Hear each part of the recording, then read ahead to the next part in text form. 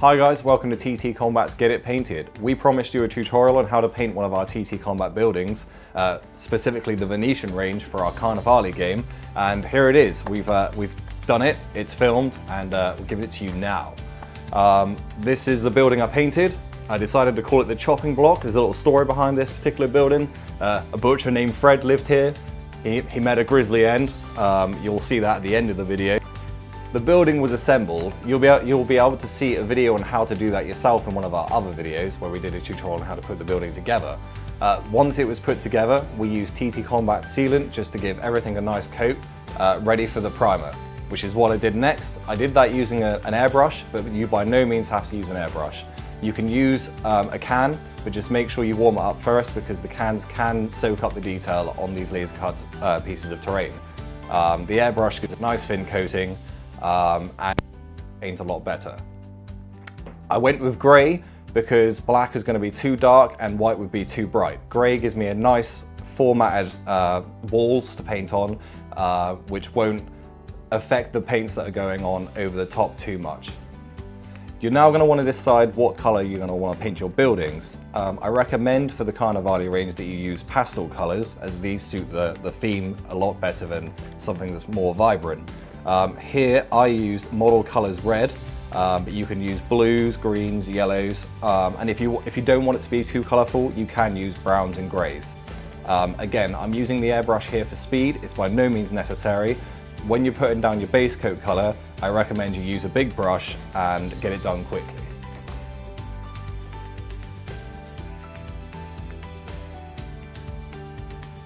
Once the whole thing has been base coated, I dry brushed the whole model, or the coloured areas at least, using model colours red and game coloured dwarf skin to a 50-50 mix ratio.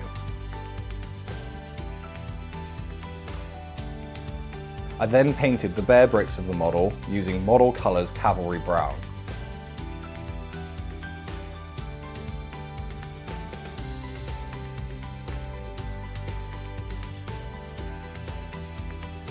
The grey board trimmings around the edge of the building were painted using model colours sky grey. I also did the window frames in this colour. I then dry brushed those same bricks using sky grey and white added to the mix just to brighten up a little bit. I actually went over the whole building with this colour in the end, very lightly. I then painted the wooden areas of the building using model colours flat brown. You can use a really big brush for this and get a nice even coating over all the areas that you want to be wood.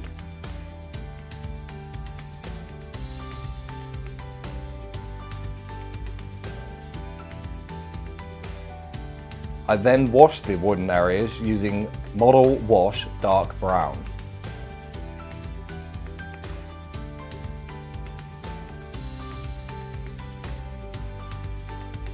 I wanted the sign on the building to stand out against the red, so I chose a nice bright colour for this one and I used model colours beige.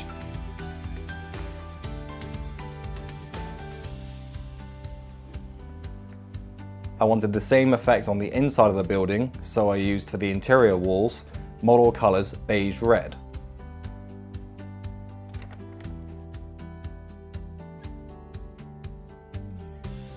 The marble worktop of the building was painted a flat, bright grey to give me a nice canvas to work on. I then painted black lines onto the marble.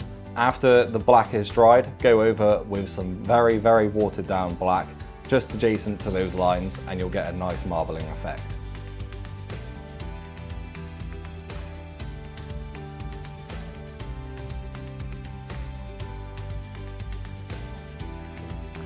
I then painted the black areas of the building while I had black. I painted the floor, the tiles on the floor, which were black and white.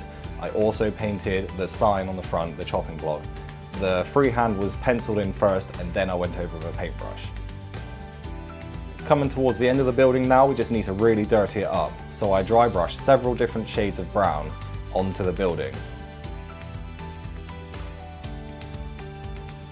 The colours I used were Model Colours Tanned Earth, Model Colours Medium Grey, and Model Colours Saddle Brown. You can use as many different shades of brown as you'd like. Now Fred the Butcher met a grisly end, and I need to show this in my building. So I used Game Effects dried blood with black added to it so the blood looks properly dried up, and I added this to the tiles, dragging it out towards the door so it looks like someone has been dragged out of the building. This really finishes off the building and it gives it a nice ending to the story. Thanks for watching, guys. I hope you found this video informative and I hope you've learned something from it.